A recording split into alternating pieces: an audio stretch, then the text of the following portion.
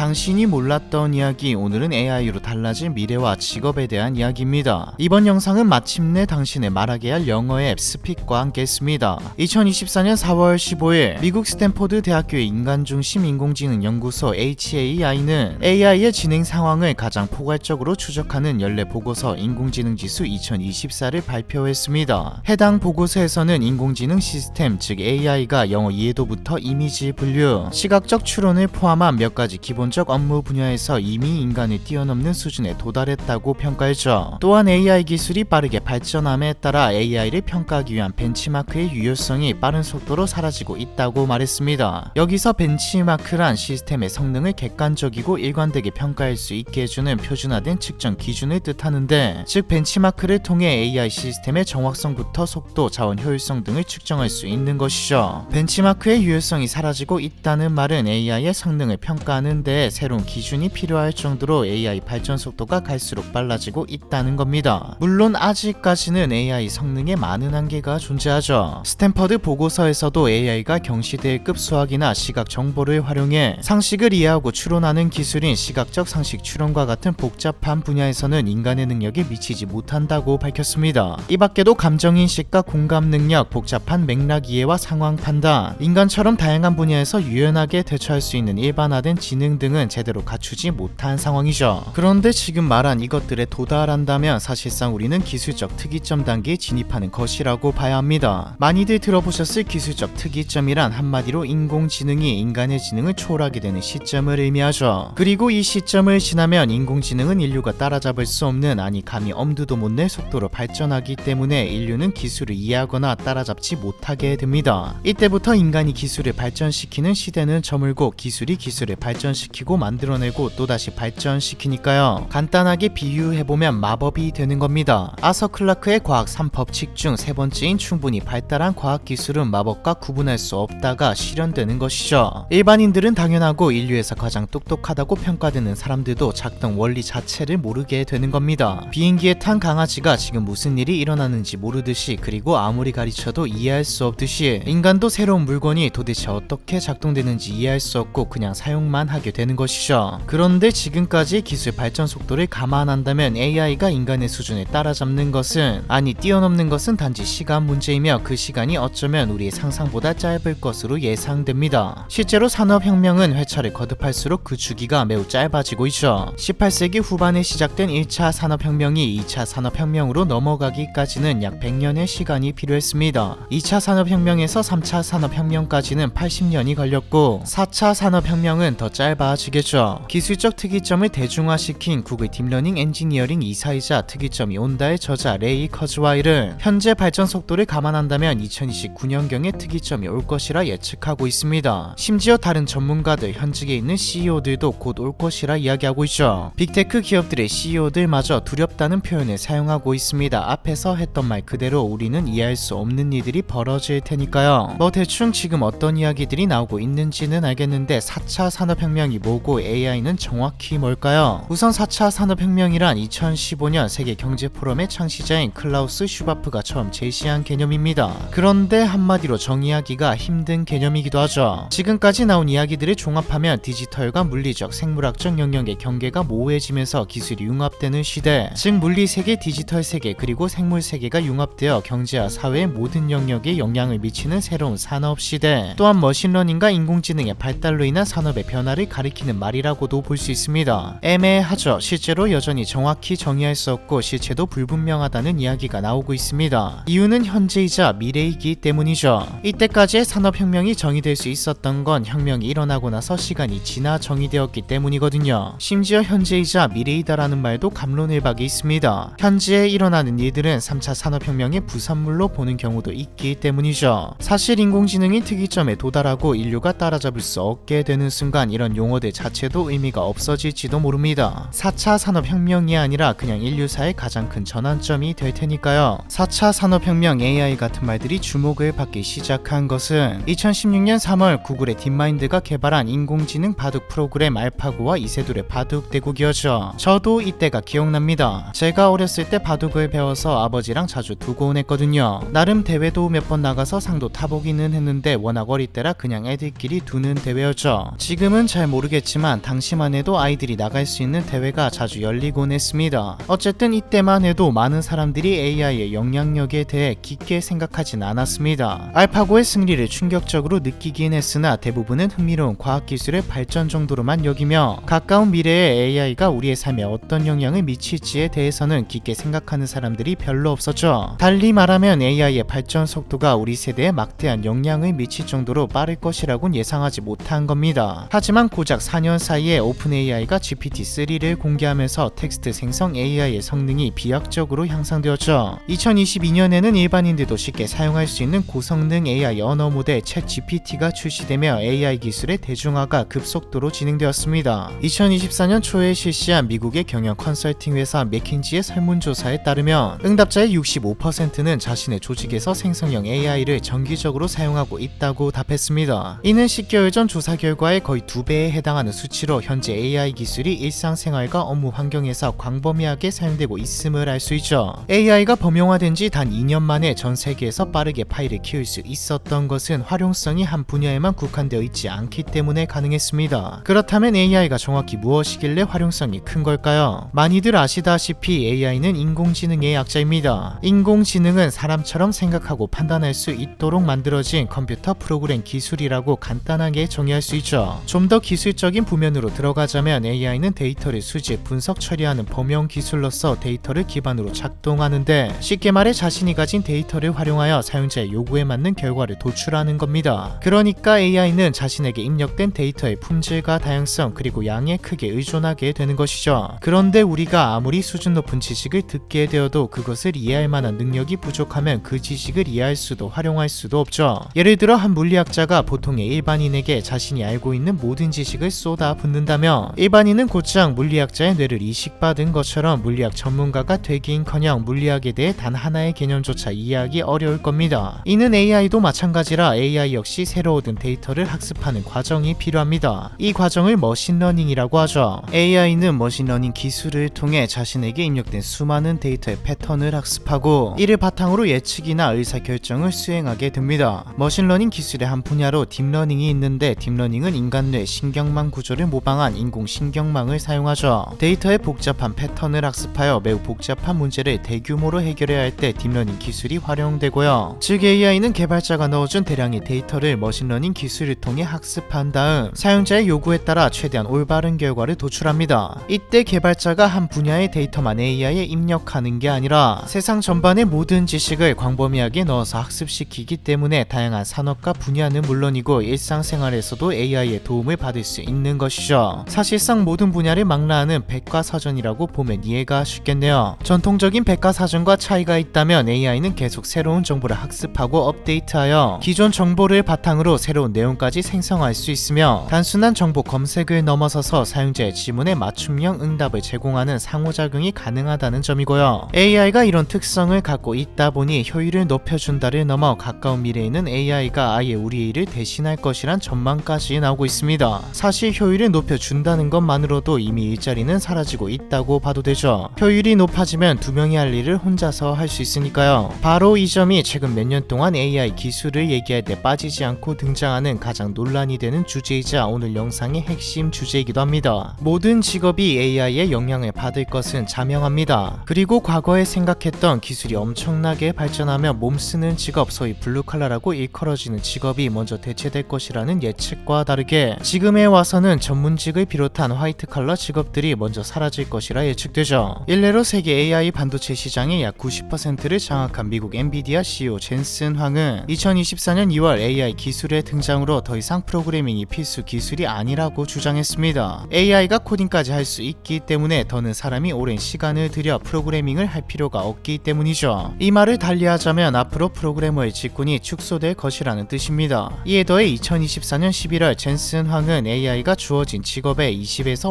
50%까지를 대체할 수 있는 잠재력이 있다고도 말했죠. 또한 OECD 역시 2023년 고용 전망 보고서에서 전 세계 일자리의 27%가 AI에 의해 대체될 가능성이 높다고 분석했습니다. 2030년까지 전 세계적으로 약 8억 개의 일자리가 AI로 대체될 수 있다는 전망 또한 내놓았죠. 이 보고서에 따르면 향후 3년 동안 1억 2천만 명 이상의 근로자가 AI로 인한 산업 수요 변화에 대응하기 위해 재교육을 받아야 할 것으로 예상되었습니다. 있으며 이미 인도에서는 74%의 근로자가 AI가 자신의 일자리를 대체할 수 있다고 우려하는 상황입니다. 실제로 IBM에 따르면 77%의 기업이 이미 AI를 도입했거나 도입을 적극 검토 중이기 때문에 괜한 우려가 아니죠. 이렇게 기술 변화로 발생하는 실업을 기술적 실업이라고 합니다. 즉 기술적 실업은 노동력을 적게 쓸 수단을 발견하는 속도가 노동력의 새로운 쓰임새를 찾아내는 속도보다 빠른 탓에 발생하는 실업이죠. 이전 산업혁명에서도 기술적 실업은 발생했습니다. 하지만 과거에는 새로운 산업들이 생겨나고 직업들이 그만큼 생겨났지만 문제는 이번에는 다르다는 점이죠. 일단 발전 속도가 우리가 상상하는 것보다 훨씬 빠르고 사라지는 일자리의 양도 너무 많습니다. 새로운 직업이야 당연히 생기겠지만 신기술 도입으로 기존 직업을 잃게 된 사람들이 새로운 직업을 갖게 되기까지 얼마만큼의 시간이 걸리는지 알 수 없고, 특히 일평생 한 분야에서만 경력을 쌓은 채 능력치가 한쪽으로 치우쳐져 있는 사람들의 경우 새로운 시대에 맞춰 새 기술을 배우고 새로운 직업을 찾는데 많은 시간이 소요될 수밖에 없습니다. 또 고령일수록 더 힘들 테고요. 미친듯이 낙관적으로 봐서 사라지는 만큼 많이 더 많은 일자리가 생긴다고 쳐도 과도기의 실업자가 대량 생기는 건 막을 수가 없다는 이야기죠. 뭔가 떠오르시지 않나요? 산업혁명 이후 실업자가 난무하고 노동자의 처우가 너무 개판이 되자 유행한 게 공산주의죠. 어쩌면 사람들은 새로운 요구를 하게 될지도 모릅니다. 자본주의를 부정할 수도 민주주의를 부정하게 될지도 모르죠. 부정한다기보다는 새로운 체제를 요구할 가능성이 높습니다. 아마 여러분들 중에서도 새로운 시대인데 새로운 체제가 필요하지 않을까 하는 분들도 있을 테고 정반대인 분들도 계시겠죠. 즉 혼란이 닥쳐온다는 말입니다. 그래서 오픈 AI의 CEO 샘 올트먼부터 일론 머스크까지 기본소득제를 이야기하는 것이고요. 실제로 일론 머스크는 결국 우리는 보편적 기본소득제를 도입해야 할 것이라고 봅니다. 그 외에는 선택의 여지가 없습니다라는 말을 했습니다. 여기서 선택의 여지가 없다가 핵심이죠. 제 나름대로 해석해보자면 혼란을 막기 위해서는 기존의 체제를 유지하며 인류가 종속되기 위해서는 기본소득제가 필수라는 말 같네요. 한국에서 기본소득은 정치화된 문제이기도 해서 조심스러운데 사실 이때까지 한 이야기들 AI의 발전으로 기술적 특이점이 온다면 소비를 위해서라도 기본소득은 시행될 겁니다. 그럼 지금부터 하자, 또 그건 아니라고 보이네요. 지금은 오히려 AI와 관련된 기술과 기업에 더 투자하고 정책을 통해 장려해야 할 때라고 생각됩니다. 특이점 이후의 시대가 온다면 국가의 부는 그 나라 사람들이 누릴 부는 특이점 이전에 투자한 만큼 성과를 낸 만큼이 될 테니까요. 기본소득은 특이점 이후에 시행되어야 할 수단 중 하나이고요. 그리고 기본소득은 말 그대로 기본소득입니다. 일을 하지 않아도 풍족하게 살 정도는 아니겠죠. 그런 가까운 미래에 기술적 실업을 직격타로 맞을 직군과 살아남을 직군은 무엇일까요? 화이트 컬러가 먼저 축소될 것이라 여러 번 말했지만 좀 구체적으로 보죠. 흔히 의사, 변호사, 금융 전문가, 과학자 같은 고학력 고소득자들이 기술적 실업에서 안전할 것이라 예상하는데 이들 직군의 인원 감소가 훨씬 빠를 것으로 전망되고 있습니다. 현재 빠르게 발달을 거듭하고 있는 생성형 AI는 복잡한 인지 작업을 수행할 수 있게 프로그래밍 되었습니다. 의학, 법률, 금융, 과학 분야 등의 전문가들이 돈을 많이 받는 이유가 바로 복잡한 인지 작업을 처리할 수 있기 때문이죠. 이들의 업무를 보면 데이터를 분석하고 패턴을 인식하여 의사결정을 지원하는 것인데 AI가 제일 잘하는 일입니다. 고도의 지식을 기반으로 반복적으로 데이터를 처리하는 작업. 패턴이 정해져 있어서 명확한 설명과 지시가 가능한 업무일수록 대체 가능성이 올라가죠. 그럼 오류는 어떡하냐고요? 진짜 잘하는 전문가가 결과 과정을 봐주면 되는 것이죠. 이전에는 전문가 10명이 처리하던 일을 미래에는 AI를 잘 다루고 가장 능력치가 뛰어난 전문가 한 명이 더 빠르고 쉽게 심지어 정확하게 처리할 수 있게 되는 겁니다. 정확도는 오히려 더 올라가겠죠. 이런 이유에서 전문가들은 AI를 스킬 증폭기라고도 표현합니다. 한 사람의 생산력을 폭발적으로 향상시키기 때문이죠. 특히 타격을 빨리 받는 분야는 교육으로 예상되고 있습니다. 과거 이미 인터넷의 발달과 유튜버 같은 영상물 덕에 스스로도 의지만 있다면 공부할 수 있는 시대가 도래했다고 했죠. AI의 발달은 이것들을 아예 뛰어넘어 버립니다. 실시간으로 업데이트되는 정보를 반영할 뿐만 아니라 AI를 사용하는 개개인에 맞추어 어떤 부분이 부족하고 어떻게 공부해야 하는지, 심지어 나중에는 스케줄과 맞춤형 학습법까지 제공하겠죠. 여기까지 보셨다면 이해하셨을 텐데 AI가 고도로 발달하면 사라지는 직군도 분명 존재하지만 아예 사라지기보단 해당 직군의 인원이 축소되는 케이스가 대부분입니다. 젠슨 황 역시 AI가 특정 업무를 1000배 더 잘 수행할 수 있지만 모든 직무를 대체할 수는 없다고 강조했죠. 또한 AI를 업무 효율성을 높이는 어시스턴트로 활용해야 한다고 주장하면서 미래에는 AI를 잘 활용하는 사람이 그렇지 않은 사람의 일자리를 대체할 것이라고 예측했습니다. 그렇다면 애초에 AI에 대체될 가능성이 낮은 직군은 무엇일까요? 일단 결정권자들, 기업의 CEO를 비롯해 방향을 제시하고 무엇을 할지 결정하는 사람들은 살아남을 겁니다. 앞에서 말한 공부로 예를 들면 AI가 공부를 효율적이게 도와줄 수는 있지만 어떤 공부를 할지 아니하에 할지 말지를 고민하는 것은 자기 자신이죠. 앞서 말한 CEO를 비롯해 고위 경영진과 기획자, 즉 리더 역할은 살아남을 겁니다. 사람과 직접적인 상호작용을 통해 공감 능력을 발휘해야 하는 직업도 대체 가능성이 낮은 편이죠. 심리상담사, 사회복지사, 교사, 영업직, 종교 지도자와 같은 사람과 사람 사이의 관계 형성이 중요한 직업은 대체 가능성이 낮습니다. 예술 관련 직업도 현재까진 대체될 가능성이 낮아 보이죠. 이는 사람들의 정서적인 부분과 관련이 있습니다. 애초에 예술이라는 게 감정을 건드려서 카타르시스를 만드는 분야이죠. 사실 AI는 이미 예술 분야에서 뛰어난 능력을 보여주고 있습니다. 글도 쓰고 그림도 그리고 작곡도 하죠. 하지만 사람들은 예술과 창의성을 인간 고유의 특성으로 간주하며 인간 예술가의 작품에서 더 깊은 감정과 의미를 찾는 경향이 있습니다. 스토리텔링이 중요하니까요. 다만 축소되는 것은 비슷할지도 모르죠.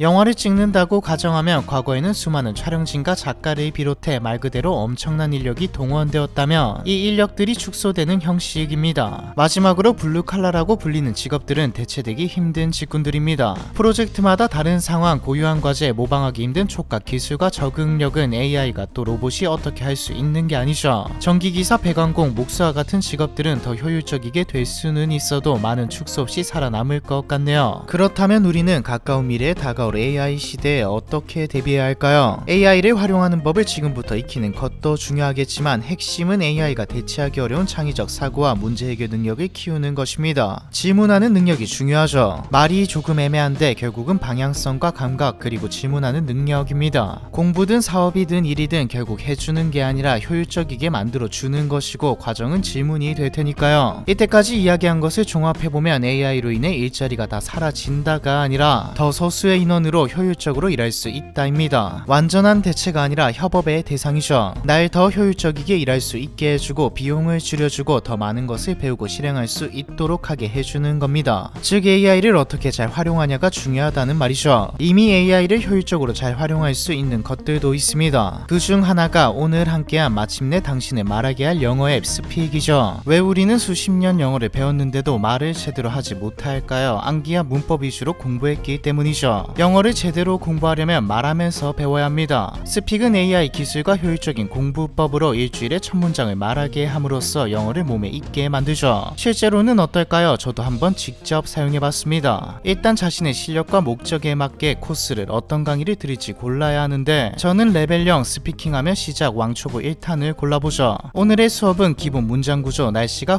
후덥지근해네요. 그런데 오늘의 수업을 들었다고 끝나는 게 아닙니다. 오늘의 수업을 들었다면 다음 단계 스피킹 연습이죠. 이렇게 모범 발음과 비교해 내 발음도 비교해서 들어볼 수 있습니다. 진짜 몇 번 하지도 않았는데 발음이 교정되는 게 느껴지네요. 스피킹 연습이 끝나면 이제 튜터 Q&A로 넘어갈 차례입니다. 튜터 Q&A에서는 AI와 앞서 배운 주요 표현을 사용해 직접 대화해 볼 수 있죠. 개인적으로 이 파트가 공부에 정말 효과적인 것 같습니다. AI와 대화하는 튜터 Q&A까지 끝나면 이제 실전에 뛰어들 차례죠. 실전 대화로 넘어가면 상황별 역할극을 통해 원어민과 실전 상황을 시뮬레이션 해볼 수 있습니다. 실전 대화까지 끝마쳤다면 복습도 해야겠죠. 이 버튼을 누르면 모든 문장 보기와 발음 코치가 나옵니다. 모든 문장 보기를 누르면 수업에서 나온 문장들을 한눈에 볼 수 있죠. 복습이 필요하거나 헷갈리는 문장을 따로 보관할 수도 있고요. 영어 회화의 디테일은 발음에서 시작되죠. 발음 코치를 통해 단어들의 정확한 발음도 공부할 수 있습니다. 정규 수업만 잘 따라가도 일주일에 1000문장이 아니라 더 많이 말할 수도 있을 것 같네요. 그리고 지하철 모드를 누르면 공공장소에서도 공부할 수 있도록 되어 있기 때문에 출퇴근길에도 공부할 수 있습니다. 이번에는 매번 제 영어 발음을 지적하는 팀원 무돌님에게 한번 줘보겠습니다. 왕초보 코스 말고 바로 써먹는 여행 영어 강의로 가보죠. 무돌님. 네. 영어 공부하는 앱인데 한번 써보실래요? 뭔데요? 한번 스피킹 해볼게요. 음식 잘하는 집, 맛집. A good restaurant. A good restaurant.